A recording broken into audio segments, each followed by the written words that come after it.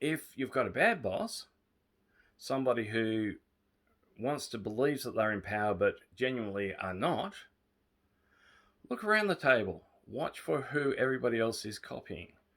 That is a person who's got the real power at the table. So watch for things like seating position, clothing styles, mannerisms, and replicate those when you're with a person you want to be friends with, because it shows that you're giving them some acknowledgement, some position of power.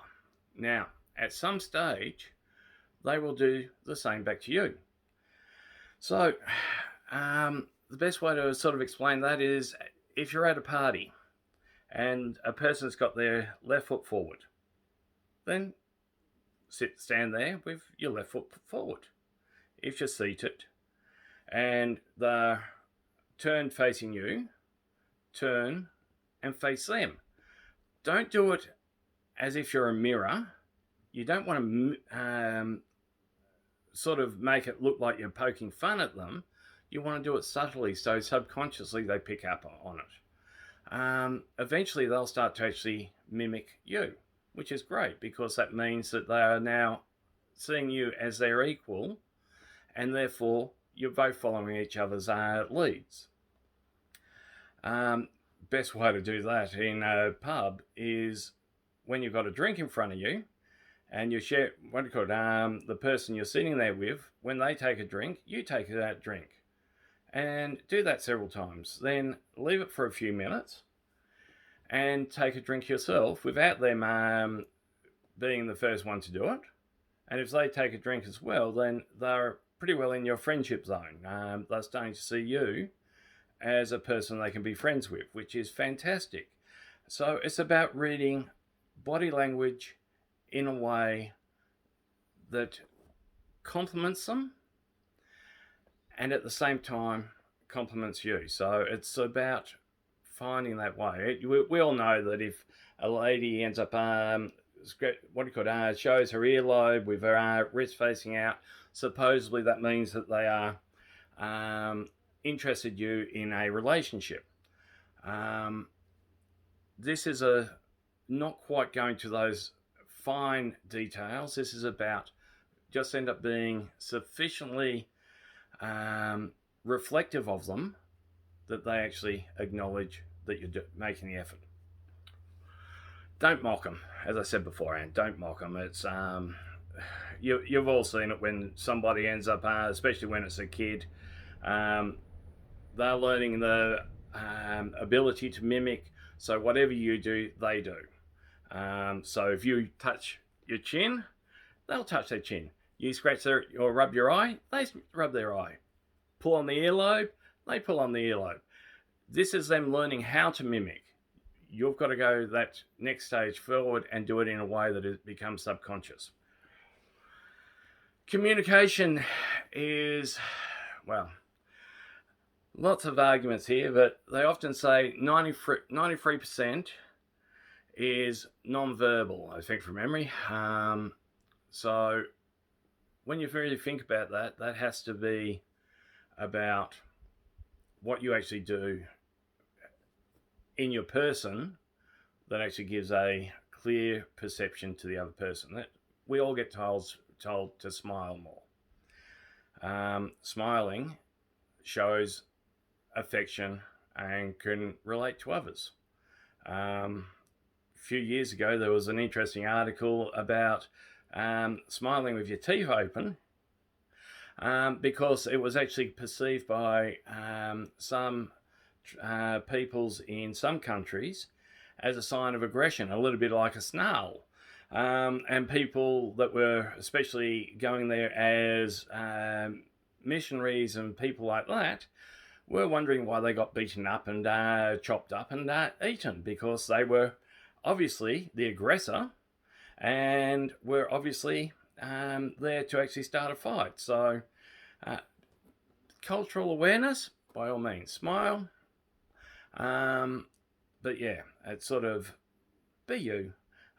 People get used to your resting bitch face or your resting aggro face, whatever they want to call it. But yeah, the other 7% is to actually shut up and listen. Communication. In welfare, I was in welfare, I was taught to replay a person's words. So when you're listening to information from a client and they tell you something that you feel is important, you will clarify it by repeating, possibly paraphrasing what they've just said and asking if you understood it correctly. That'll do two things. It will get them to stop and think about what they've just stated, and it will get you clarity on whether or not you understood it correctly. Friendship is exactly the same. You want to be, you should actually be a receiver and also a sender as far as communication. As a friend, you definitely want to be a receiver of information more than you are a sender. Seems a bit unfair because that means that they're doing all the sending, but as Aspies, we tend to dominate the conversation anyway, so sometimes it's just better if we just if we shut up a little bit and listen to what the other person says. So that means listening without formulating questions, listening without actually trying to second guess where they're going with the information, listening for the purpose of understanding where they are coming from, not determining if they are right or wrong. When they send the message, when they are doing the talking, agree with what they actually say when it's appropriate to agree. When they take a pause for reaffirmation from you as to what they've said, feel free to replay what they said and ask a question. You just said that, I don't know, you said that you just had a wine from 2017 and that it was a Sauvignon Blanc. So a white wine. Yeah. And do you know what region it was from? Oh, no, not really. Well, do you know what the wine was called? Well, no, just it's a white wine and it's a Sauvignon Blanc.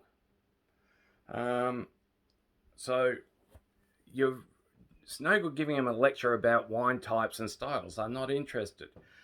Ask them what they enjoyed about it. Okay, so what did you really enjoy about the flavour? Oh, just that it actually tasted like real grape for a change. I could actually really enjoy it. It was really smooth going down the throat. Okay, we're not talking a whiskey here, we're talking a wine. Don't correct them. Agree with them. Oh, yeah, okay. Sometimes Sauvignon Blancs are absolutely fantastic. Some of those white wines are really refreshing. Have you tried? And you might want to go to a Chardonnay. Or just move on from that conversation because it may be all that they can give. Or they may give you a lot more information. Fantastic. You have the information. What you won't learn is if you are the one doing all the talking, you're not doing the learning. If they are the ones doing the talking, you're going to get more information. This is a major benefit. And by you asking them questions that actually are positive and reassuring for them, they are going to learn more about the wine because they know that you share a passion, and so they'll start to actually learn a little bit more and talk to you a bit more. And especially if you're on a date or would like to go on a date with this particular person, you might say to them, well, if you like wines, I know this winery down the road. Would you like to go there next Saturday? And they might go, oh, well, I'm not really into wines. And it's, well, okay, I appreciate that. I was just thinking that together we might be able to actually sample a few wines. And they will go, yeah, okay, no worries. What time do you want to meet? How is 2 o'clock in the afternoon? and they will say yes or no. If they say yes, guess what? You just went on a date and you just end up opened up the relationship gate. So you'll be able to end up start to move forward from there. And when you get there, discuss the wines that they've got. Talk to the winemaker, um, and ask them questions. The questions you ask may give an indication to the other person that you know a lot about wines, and so therefore they're going to start asking you questions about the wines.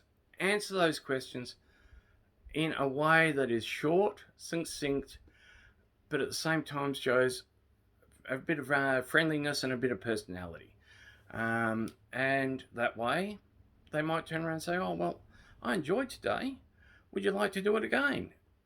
Your answer, if you are enjoying their company and you're wanting to develop that relationship, is yes, I know about this particular winery down the road. It's and depending on how many times you've been out, it might require us to actually spend the night at such and such a town. Would you be interested? And they might go, "Oh yes, well, we can both get a room."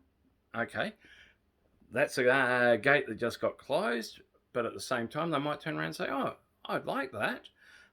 Will you book the room?" And if they say, "Will you book the room?" Guess what? That's a relationship going to the next level. So listen for the cues like that. So it's friendships are difficult. There's no question. Sometimes we lose contact with friends, and that was another question. And again, subscribe. This one's going a hell of a long time. If you're still here, well done. And I take my hat off to you. It's I've tried to fit way too much into this, and I will keep them a lot shorter from here on in. But please subscribe and ask questions. If you ask questions, I'll answer them. My other question was, how do you rekindle a friendship when you haven't seen them for years? Are you just saying, do you want to hang out at whatever place? Well, pretty much yes. Tell them. Like, if you run into them in the street, fantastic. It opens up so much. You can say, "Hey, how are you?" And address them by name. "I was just thinking about you, and when we actually went to name a place that you had a lot of fun at, and I was just wondering if you wanted to catch up again." And heck, they might even just turn around and say, "Oh, I'd love that." And if they're busy, they might say, "Can we actually meet next week?" And you case of fantastic. Would you like to meet Tuesday or Thursday? Or whatever other days you choose. They may turn around and say, "Oh, well, yeah, I'd love to actually catch up with coffee. What are you doing now?" Great. That means that they are really looking forward to actually catching up with you right there and then. So do so. Catch up with them. Enjoy talking. Enjoy introducing some of the things that I've just spoken about. So I let them do a lot of the talking. Let them tell you what they've been up to. If they don't start, so what have you been up to since we last spoke? And it may be, "Oh, well, I got married." You got married? Fantastic. Who? When? And just get them talking. Be excited for them. Even if you weren't invited to the wedding, well, guess what? You didn't speak to them for the last 20 years. They probably didn't know where you were. But at least if you're now excited about it, guess what? You're probably going to end up meet their partner. So talk to them. Get them talking. Make sure they do most of the talking. And you'll find that people will start to actually see you as a friend, or at least somebody they can actually now talk to. When I was in sales, and I did sales for a little while, I learnt that one of the best tricks in sales is to not give people the option. You give them the option, but you make sure the option suits you. So for instance, if they say, "Oh, I'd like to catch up next week," as I said earlier, choose 2 days. Would you prefer the Thursday or the Saturday? Oh, well, I definitely prefer a Thursday. Fantastic. Give them 2 options. If you've seen them on the street in the morning, you might say, would you prefer the morning or the evening? Now, if they've got family at home, they might choose, oh, well, I'd like to catch up in the morning if that's okay. Fantastic. Would you prefer 10 o'clock or 11 o'clock? You've just zeroed them in on them choosing your appointment. So you've actually made them actually end up come to a position that you can actually meet. Obviously, if you can't actually be there at 10 or 11, choose a different time. If you can't be there in the morning, don't use it. Use the afternoon or the evening. But choose times and days and time frames that will actually really be good. Yes, it sounds like a sales technique, but this is about trying to actually make that appointment with them to actually rebuild that friendship. So, yeah, I think that's, I've definitely spoken way too long. Subscribe, enjoy, answer or ask questions. I will try to answer, and be the best you can be. Okay? We will talk soon.